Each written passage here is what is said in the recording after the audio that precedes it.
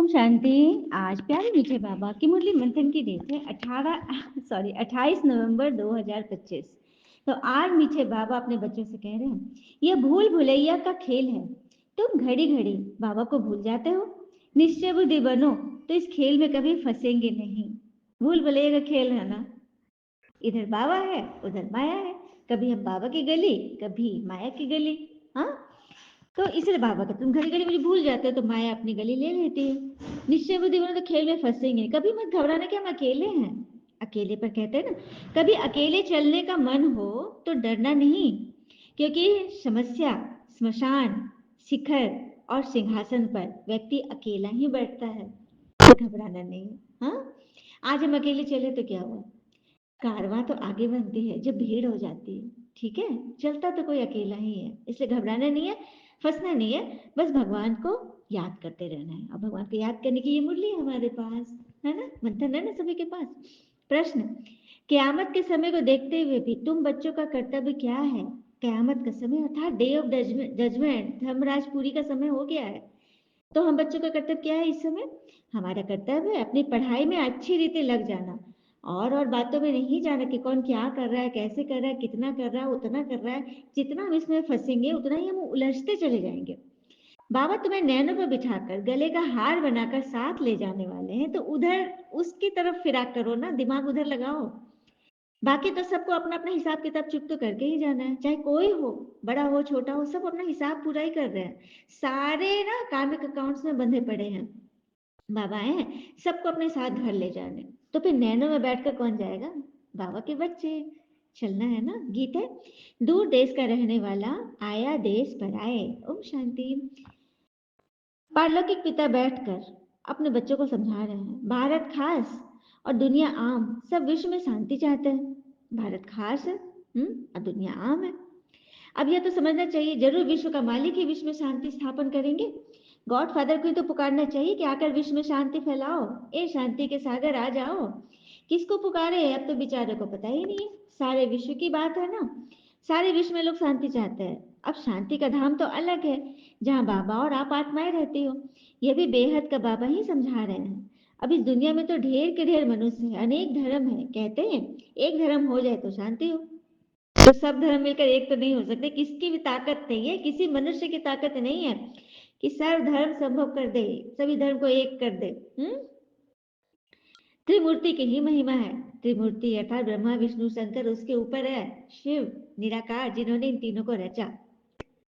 ठीक है, यह तो जानते हो कि ब्रह्मा द्वारा स्थापना हुई, लेकिन किसकी, सिर्फ शांति की स्थापना थोड़ी होती है, शांति और सुख की स्थापना होती है। इस भारत में 5000 वर्ष पहले जब इनका राज्य था, परंतु बाकी सब जीव आत्माएं जीव को छोड़कर अपने घर गई होगी। इनका राज था सत्युग में, बाकी सब आत्मा कहाँ थी, परम धाम में थी, अपने घर में। एक राज्य भी तो जरूर यहाँ ही होगा ना। एक राज्य की स्थापना हो रही, यह कोई नई बात नहीं है, अनेक बार हमारा राज्य स्थापन हुआ है। फिर अनेक धर्मों की वृद्धि होते होते झाड़ बड़ा होता चला गया, फिर बाबा को आना पड़ता है। आत्मा ही सुनती है और पढ़ती है, आत्मा में ही संस्कार भरते हैं। हम आत्मा भिन्न भिन्न शरीर धारण करते हैं। बच्चों को इस निश्चय बुद्धि होने में ही बड़ी मेहनत लगती है कि हम आत्मा पढ़ रहे हैं। हाँ, कहते हैं ना, समय को समझना समझदारी होती है, लेकिन समय पर समझ जाना जिम्मेदारी होती है। तो सभी जिम्मेदार बच्चे हैं ना, समय पर समझ जाइए। अभी समय आ गया है संगम का, हमें भगवान सृष्टि के आदि मध्य अंत की नॉलेज समझा रहे हैं, अपना हर एक का 84 जन्म का पाठ समझा रहे, तो समझना है ना। फिर बाबा समझा रहे कि ये खेल भूल भुलैया का है, इसमें तुम जैसे फंस गए हो। पता ही नहीं हम अपने घर अथवा राजधानी में कैसे जाएंगे, किसी को कुछ नहीं पता। आत्मा कितनी पत्थर बुद्धि बन गई है। पत्थर बुद्धि और पारस बुद्धि का भारत में ही गायन है। पत्थर बुद्धि राजाए और पारस बुद्धि राजाए यहाँ ही है। पारसनाथ का मंदिर भी यहाँ है ना। अभी तुम जानते हो हम आत्माएं कहाँ से आई है पाठ बजाने, आगे तो कुछ भी नहीं जानते थे। इनको कहते हैं कांटों का जंगल। ये सारी दुनिया कांटों का जंगल है। फूलों के बगीचे को तो आग नहीं लगती। कभी सुना है कि फूलों के बगीचे में आग लगी, ताजे ताजे पेड़ों में आग लगती नहीं, सूखे झाड़ में, कटीले झाड़ में आग लगती है। तो हमेशा जंगल को आग लगती है। जंगल अर्थात उलझन, समस्या, डर, मतलब कि कोहरा, मतलब जंगल में कितना डर लगेगा, अंधेरा, घुप अंधकार। हाँ, जंगली जानवर, तो वैसे जगह पे आग लगती है। विकारों के जंगल है सबके अंदर। तो यहाँ भी जंगल है, मनुष्यों के दिमाग में जंगल लगा हुआ है, इसको आग लगनी है, खत्म होना है, तभी तो नई दुनिया स्थापन होगी। फूलों का बगीचा कैसे स्थापन होगा? हाँ, जब पुराने जंगल कदम काटा जाएगा। ठीक है। हाँ, तुम अभी मेरे सम्मुख बैठे हो, गाते थे ना कि तुम ही संग बैठो, तुम ही संग खाओ, तो बस वो अब कर लो, मैं आ चुका हूँ।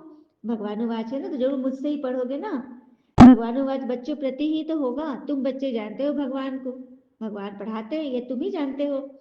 भगवान शिव की पूजा भी यहाँ होती है, सत्युग में पूजा आदि नहीं होती, याद भी नहीं करते हैं। भक्तों को सत्युग की राजधानी का फल मिल गया है। तुम बच्चे ही सबसे पहले भक्ति शुरू किए थे द्वापर में, तो तुमको मिल गया सत्युग की राजधानी का फल।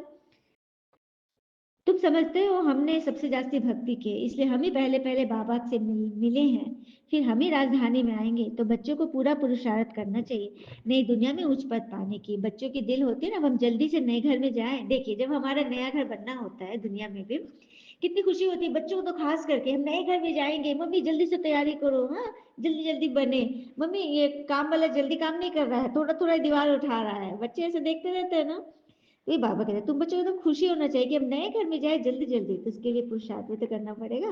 हाँ, मेहनत करनी पड़ती है ना। शुरू में नया घर होगा, फिर पुराना घर होता जाएगा। शुरू में तो घर नया होता है, कोई भी नया घर बनता है तो शुरू में नया होता है, फिर धीरे धीरे ग्रेजुअली क्या होता है, पुराना होते जाता है। हाँ?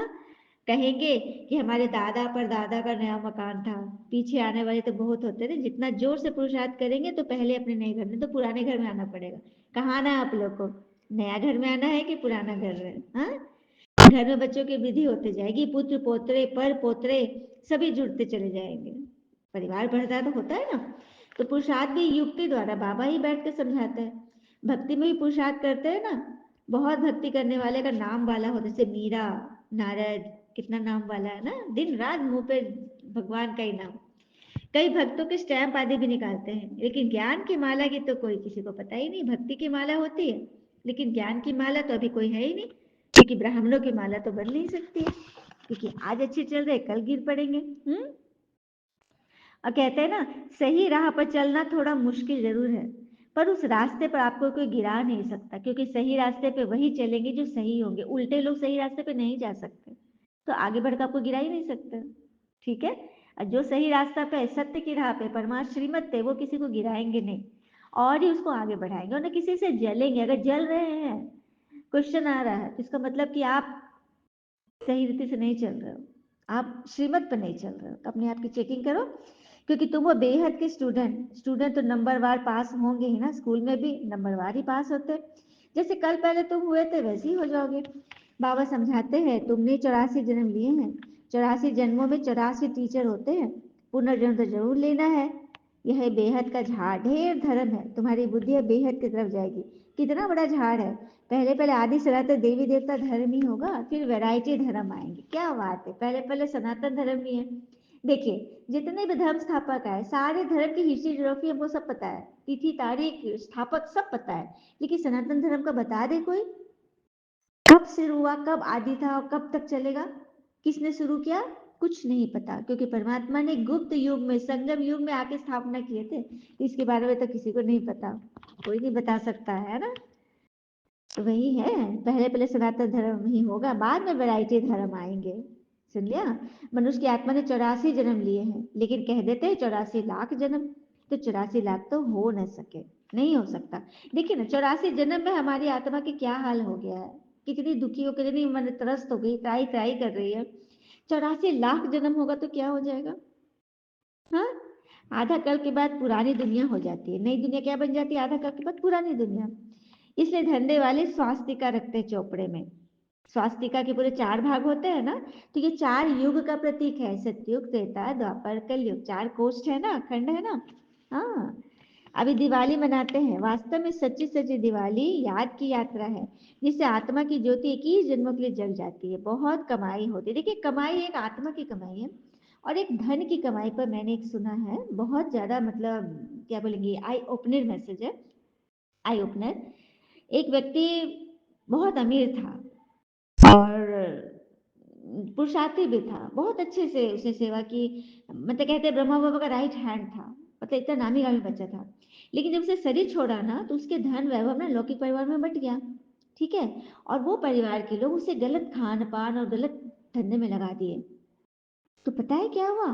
वो व्यक्ति जो इतना पुरुषार्थी था, उसके नाम का पैसा जो उसके लौकिक परिवारों में बँटा, भिखारी दोस्तों में या किसी में बँटा, उन लोगों ने गलत कर्म किए तो उस आत्मा पर भी हिसाब चढ़ गया। तो वो जो इतना ऊँचा पद पा रहा था, वो बाबा कहते हैं नीचे गिर गया। समझ में आया? तो धन भी हमें ऐसे हाथों में देना है। अब शरीर छोड़ने के पहले आप कह दीजिए बच्चे से कि इसको अच्छे चीज में ही यूज करना, गलत खान पान और बेकायदे धंधाधोरी में मत लगाना, अच्छी चीजों में इसको मतलब व्यर्थ करना, खाना पीना अपना खरीदना ओढ़ना जो करना, लेकिन पाप कर्म में मत यूज करना। नहीं तो मेरा जो पुण्य जो जमा है ना वो खत्म हो जाएगा, कम हो जाएगा, फिर मुझे दूसरा जन्म लेना पड़ जाएगा। समझ में आया? बहुत गहरी बात लगी थी मुझे। हाँ, इस तरह से हमें समझना है, ठीक है? एक ही जन्मों के लिए खाता अभी ही जमा कर, अभी हमने जमा किया, लेकिन मेरा खाता अगर गलत व्यर्थ में चला गया तो फिर वो सब नष्ट हो जाएगा। ठीक है? ये कौन कहते हैं? शिव बाबा कहते हैं। ब्रह्मा को बाबा नहीं कहते, विष्णु जी को भी बाबा नहीं कहते, प्रजापिता तो बाबा ठहरे ना। ब्रह्मा प्रजा के पिता है तो बाबा, ब्रह्मा को भी बाबा कहते हैं और शिव को भी बाबा कहते हैं, और किसी को बाबा नहीं कहते, क्योंकि ये प्रजा के पिता है तो इनका नाम भी बाबा हो गया, ब्रह्मा बाबा। हम आत्माएं भाई भाई हैं, फिर शरीर धारण करके भाई बहन हो जाते हैं। बाबा के बच्चे तो अविनाशी हैं, फिर शरीर धारण करते हैं तो भाई बहन बन जाते हैं, स्त्री रूप में, कोई पुरुष रूप में, कोई स्त्री, मेल फीमेल, तो भाई बहन हो गए। हाँ, तो ब्रह्मा को कोई हम याद नहीं करते। देखिए, ब्रह्मा लेखरा दादा को हम याद नहीं करते जिनके तन में भगवान है। याद तो लौकिक पिता को करते हैं या पारलौकिक परमात्मा को करते, बीच वाले को याद नहीं करते। दुख में बाबा का सिमरन करते हैं, ब्रह्मा का नहीं करते। शिव को याद करते हैं, निराकार से योग लगाते हैं, ब्रह्मा से नहीं लगाते हैं। कहेंगे हे भगवान तो ब्रह्मा के लिए नहीं कहते, शिव के लिए कहते हैं। सुख में तो किसी को भी याद नहीं करते, वहां सुख ही सुख है, यह भी किसको पता नहीं। तुम जानते हो इस समय है तीन पिता, एक हो गए लौकिक शरीर के पिता, दूसरे अलौकिक प्रजापिता ब्रह्मा, और तीसरे के पारलौकिक शिव बाबा। संगम पर ही हम तीनों पिता को याद करते हैं। लौकिक भी है, हद के पिता भी है, बेहद के शिव बाबा भी हैं, और अलौकिक पिता भी हो गए ब्रह्मा बाबा। ठीक है? तो तीन पिता से हमें सुख मिलता है। सोचिए तुम कितने भाग्यशाली हैं। हाँ? बाबा भी कह रहे मैं ब्रह्मा द्वारा तुमको वर्षा देता हूँ, पढ़ाता भी मैं इस तन के द्वारा हूँ। ज्ञान मेरे पास है, लेकिन मेरे पास शरीर नहीं है, मुख नहीं है, आंख नहीं है, कान नहीं है, मैं कैसे बात करूं, कैसे तुम्हारी बात सुनूं? हम्म? इसलिए मैं आता हूँ इसके द्वारा। तुम जानते हो रूहानी पिता द्वारा हमको यह पद मिलता है। ऐसे ऐसे विचार सागर मंथन करना चाहिए। गायन है ना, मन के जीते जीत, मन के हारे हार, वास्तव में कहना चाहिए माया पर जीत, क्योंकि मन को तो जीता नहीं जाता। हम्म? मनुष्य कहते हैं मन की शांति कैसे, बाबा कहते हैं आत्मा कैसे कहेगी मन की शांति चाहिए, आत्मा तो है ही शांति धाम में रहने वाली। आत्मा जो शरीर में आती है तब कार्य करने लग पड़ती है। बाबा कहते हैं तुम सब स्वधर्म में टिको। हाँ, आत्मा तो है ही शांति धाम में। देखिए, आत्मा कैसे जन्म लेती है, एक सुंदर सा एक अनुभव बता रही हूँ। मतलब कैसे गर्भ के अंदर भी, मतलब कैसे हमारा साकार सुभावना क्षमा पहुंचती है। एक माता थी, उसके गर्भ में जो शिशु था ना, वो बिल्कुल इस अवस्था में था कि निकलने का उसका रास्ता डॉक्टर को भी समझ में नहीं आता बच्चा कैसे निकलेगा। देखिए, उल्टा मुख हो तो भी निकलता है, लेकिन ऑपरेशन का भी कहीं से कोई उपाय ही नहीं नजर आ रहा। डॉक्टर भी हाथ खड़े कर देगी, ये बच्चा या तो जच्चा बचेगी या बच्चा, ये बच्चा निकलने का कोई मार्ग ही नहीं है। तो उस माता ने इसका कारण पूछा तो किसी ने बताया कि बच्चे के साथ आपका कोई पूर्व जन्म का कोई हिसाब है, वो बच्चा बाहर आना नहीं चाह रहा है। हाँ, कुछ ऐसा आपके कर्म का है, तो आप उसके लिए दुआ करो। आप उस बच्चे से बात करो कि हे मेरे होने वाले बच्चे, मैं तुम्हारी माता, जिनके द्वारा तुम्हारा जन्म होने वाला है, सो मैं तुमसे क्षमा मांग रही हूँ। मैंने पिछले जन्म में तुम्हारे साथ जो भी विकर्म किया, जो भी पाप कर्म किए, उसके लिए मैं तुमसे क्षमा मांग रही हूँ। और मैं तुमसे वादा करती हूँ इस जन्म तुम जब आओगे ना, मैं तुम्हारे साथ बहुत अच्छा बर्ताव करूंगी। सो सो तुम मुझे माफ कर दो और जन्म ले लो बच्चे। इस तरह से वो निरंतर उसके लिए प्रार्थना कर रही थी, और सच में चमत्कार हुआ। ये रियल बात है, फैक्ट है। और वो बच्चा फिर सही रीति से कैसे कैसे घूम के, डॉक्टर भी फिर आश्चर्यचकित हो गए कि बच्चे को तो देखा। इस सच में उस बच्चे का फिर जन्म हो गया। तो ये होता है, पिछले जन्म का कुछ हिसाब जो चढ़ा हुआ होता है ना, यहाँ पे क्षमादान अगर भगवान को साक्षी मान के उस आत्मा से क्षमा करे, क्षमा मांगे, क्योंकि हमें तो पता नहीं किसके साथ हमारे हिसाब किताब है, तो परमात्मा हमारा संदेश उन तक पहुंचा देंगे। हमारे गुड वाइब्रेशन से फिर हमें लगेगा कि अरे मेरी बीमारी ठीक होने लगी, या फिर बीमारी में भी हम एकदम फ्रेश हैं, हम एकदम खुश हैं, हर एक चीज को ड्रामा का पार्ट समझ कर समझ रहे, अच्छा हुआ मेरे साथ, अच्छा हुआ क्योंकि मेरे अंदर ये कमियां थी। तो ये जो पॉजिटिव माइंड सेट होता है ना, ये आपको बहुत आगे बढ़ाएगा, क्योंकि आत्मा का स्वधर्म ही शांत है। बाकी शांति तो ढूंढने से थोड़ी मिलेगी, शांति तो धारण कर, रानी का हार थोड़ी ना कि ढूंढते चलो, हमारे भीतर ही है। गले में पहनी हुई थी ना रानी, तो बाबा ने इसकी कहानी बताई। अभी तुम आस्तिक बने हो और त्रिकालदर्शी भी बने हो, तीनों कालों को जान के ना, पास्ट प्रेजेंट फ्यूचर। पास्ट में हम ही देवी देवता थे, अभी प्रेजेंट में हम संगम पे पढ़ाई पढ़ रहे हैं, फिर आगे हम वही बनेंगे। हाँ, तो ये हमारा रहस्य। अभी तुम बच्चे जानते हो, ये 7 साल जो पास्ट हो चुके हैं वो सब है भक्ति मार्ग की सामग्री। अभी तुम हो ज्ञान मार्ग में। बाबा तुम बच्चों को कितना प्यार से नैनों पर बिठा कर ले जाते हैं, गले का हार बनाए सबको ले जाता हूँ, पुकारते भी सब है ना। हाँ, जो कामना की चिता पर बैठ काले हो गए हैं, उनको ज्ञान की चिता पर बिठाए बाबा, हिसाब किताब चुकतू कराए, वापस ले जा रहे हैं। अब तुम्हारा काम है पढ़ने से, और बातों में नहीं जाना चाहिए, व्यर्थ बातों में नहीं जाओ ना। क्यों जाते हो फलना की बातों में? और कहते हैं ना, दौलत तो लोग लोन से भी ले सकते हैं, लेकिन इज्जत के लिए कोई बैंक नहीं होता। उसे पाने का एक ही रास्ता होता है, अच्छे कर्म। तो अच्छे कर्म भी नहीं, इसमें सत्कर्म जोड़ दीजिए, जो स्वयं सदगुरु भगवान हमें आके सिखा रहे हैं। तो क्यों जाते हो और बातों में, हाँ, व्यर्थ की बातों में? अच्छा, बाबा कहते हैं मैं साधारण तन में आता हूँ, इनको भी बैठ समझाता हूँ, तू अपने जन्मों को नहीं जानते थे। अच्छा, तो बच्चे देही अभिमानी बनो, बाबा को याद करो। अच्छा, मीठे मीठे बच्चों प्रति भगवान की नमस्ते, हम बच्चे की भी प्यारे बाबा को नमस्ते। धारणा के लिए मुख्य सार, पहले पॉइंट, याद की यात्रा में रहकर सच्ची सच्ची दीपावली रोज मनानी है, अपना नया खाता 21 जन्मों के लिए जमा करना है। सुना? दूसरी पॉइंट, ड्रामा के राज को बुद्धि में रख पढ़ाई के सिवा और किसी भी बात में नहीं जाना है, सब हिसाब किताब यही चुकतू करने हैं। ड्रामा का राज जो समझेगा कभी नाराज नहीं होगा, किसी बात में व्यर्थ में नहीं पड़ेगा, और सामने वाले को समझेगा, उसकी भावना को समझेगा कि वो क्या चाह रहा है, वो किसके लिए चाह रहा है। ये समझना तो बहुत बड़ी बात है। लेकिन दुनियादारी को तो हम समझ लेते हैं, लेकिन खुद को नहीं समझ सकते, अपनी आत्मा को नहीं समझ पाते।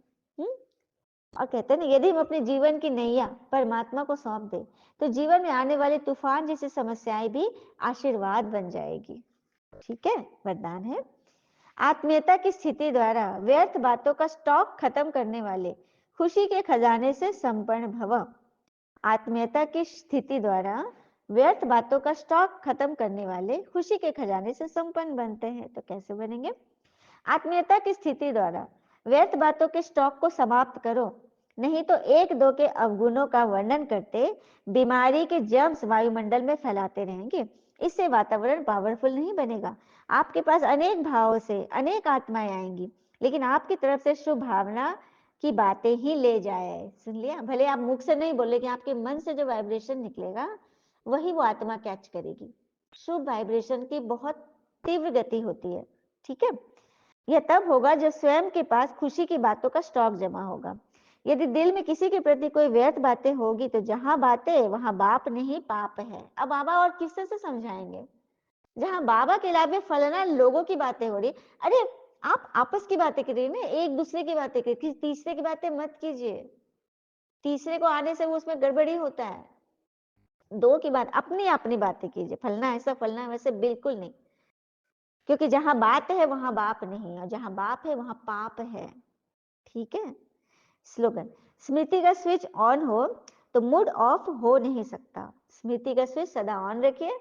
मैं आत्मा बिंदी, बाबा बिंदी, ड्रामा बिंदी, ये स्मृति का स्विच, ये 3 स्विच हमेशा आपका ऑन रहे, तो फिर मूड ऑफ ही नहीं हो सकता। मूड ऑफ होगा, 1 सेकंड भले आएगा, लेकिन तुरंत आप स्माइल कीजिए।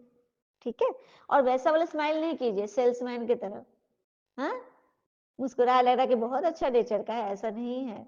हाँ, दुनिया ना हंसी को खुशी समझ लेती है, लेकिन हंसी खुशी नहीं होता है।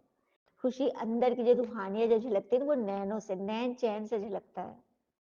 जैसे राम जी, कृष्ण जी, देखते हैं उनका मुस्कान, माता रानी, हाँ, वैसे मुस्कुराइए जैसे लगे कि सर्व प्राप्ति संपन्न है, भरपूर, भल धन वैभव नहीं है, लेकिन चेहरे में जो वो नूर है ना, वो ज्ञान का नूर है, ज्ञान का चंदन है, जिससे आपको पूरा मेकओवर हो जाता है। अव्यक्त इशारे, जितना जो बिजी है उतना ही उसके बीच बीच में अभ्यास करना जरूरी है। फिर सेवा में जो कभी कभी थकावट होती है ना, कभी कुछ ना कुछ आपस में जो हलचल हो जाती है, यह नहीं होगा। तो अभ्यास करना है बिजी रहने का, बीच बीच में अशरीरी का अभ्यास कर, 1 सेकंड में न्यारे होने का अभ्यास होगा। तो कोई भी बात हुई 1 सेकंड में अपने अभ्यास से इन बातों से दूर हो जाएंगे। सोचा और हुआ, युद्ध नहीं करनी पड़ेगी। चलिए सिखाऊं 1 सेकंड में, 1 सेकंड तो नहीं, 1 मिनट। ओके, चलिए सभी आराम से बैठिए, कमर सीधी, लंबी गहरी सांसें ले ले 3 बारी। श्वासों पर ध्यान फोकस, फिर होल्ड रखिए, फिर एक्सहेल, इनहेल, होल्ड, एक्सहेल, फिर इनहेल, होल्ड, एक्सहेल। इस प्रकार मैं आत्मा अपनी सांसों के माध्यम से अपनी मन बुद्धि को एकाग्र कर रही हूँ। अब मैं चारों तरफ से अपनी बुद्धि योग हटाकर अपने भ्रिकुटी के बीच में, दोनों भावों के बीच में मन बुद्धि को एकाग्र करती हूँ। मन की आंखों से वहां पर एक shining little star twinkle twinkle करता हुआ देखे, फील करे मन की आंखों से, क्योंकि हमने तारे तो देखे हैं ना। फील कीजिए दोनों भावों के बीच में एक सूक्ष्म सितारा चमक रहा है, और फोकस कर दे उस पर, पूरा ध्यान वहीं लगा दे, और उस आत्मा के आईने में उस सीन को इमर्ज करे जिस बात में आप फंसे थे कुछ सेकंड पहले, कुछ मिनट, घंटे, दिन पहले। उस व्यक्ति, उस परिस्थिति को सामने लाए। देखिए उस प्रकाश में उस व्यक्ति का चेहरा दिख रहा है जिससे आपकी बातें हुई, आपकी बातों को नहीं समझ रहा है, उल्टा ले रहा है। उसे देखें और अपनी आत्मा का प्रकाश उसकी भ्रिकुटी में डालें। अब फील करें परमात्मा की किरण भी परम धाम से मुझ आत्मा पर पड़ रही है और मुझसे उस आत्मा पे जा रही है। ये डबल इंजन की कमाल हो रही है। परमात्मा और मुझ आत्मा की लाइट की शक्ति उस आत्मा पे जा रही है, और उस आत्मा का मन क्लीन हो रहा है। उसके ब्रेन को शक्तियों से भरे, उसके मन को शांति के हरे प्रकाश से भरे, ब्रेन को ज्ञान के ब्लू प्रकाश से, मन को शांति के आसमानी प्रकाश से, हृदय को प्रेम, क्षमा, रहम के हरे प्रकाश से वो लाइट डालते रहें। उनकी बुद्धि पर दिव्यता की श्वेत प्रकाश डालें। पूरे कर्म इंद्रियों पर मर्यादित दैवी गुणों का सतरंगी गोल्डन प्रकाश डालें। इस तरह से परमात्मा शक्तियों का सकाश अर्थात शक्तिशाली प्रकाश डाले उस आत्मा पर, और मन ही मन उससे क्षमा मांगे कि मैंने जो कुछ भी आपसे कहा मैं आपको नहीं समझा पाई, इसके लिए मैं आत्मा आपसे क्षमा मांगती हूँ। आप सही हो, आप गलत नहीं हो, बस आप मुझसे अलग हो। मैं आपको दिल से स्वीकार करती हूँ। बहुत प्यार से उनको दृष्टि दे, मुस्कुराते हुए देखे। अब देखिए सामने वाली आत्मा भी मुस्कुरा रही है और आपसे बहुत मीठे मीठे बातें कर रही है। तो जो आप चाहते हो ना वो देखना, वो विजुलाइज करना, परमात्मा आकाश की किरणें देना शुरू कर दीजिए। ठीक है? और जब भी कोई बात हो इस तरह से बाबा से बातें करे, बाबा की किरणें लेकर उस आत्मा को दान करे। कोई भी समस्या है उनको इसी से निपटारा करें, जिससे सब सेकंड में आपका मन स्थिर हो जाएगा और फिर आपको कोई नेगेटिव वाइब्रेशन टच नहीं होगा और आपका मूड ऑफ नहीं होगा। तो बाबा को शुक्रिया करें ओम शांति। शुक्रिया मीठे बाबा व बाबा के प्यारे प्यारे बच्चे। आप सबका जीवन सदैव सुख, शांति, समृद्धि, सफलता के सकाश से भरपूर रहे और भरपूर करे। ओम शांति। ओम शांति।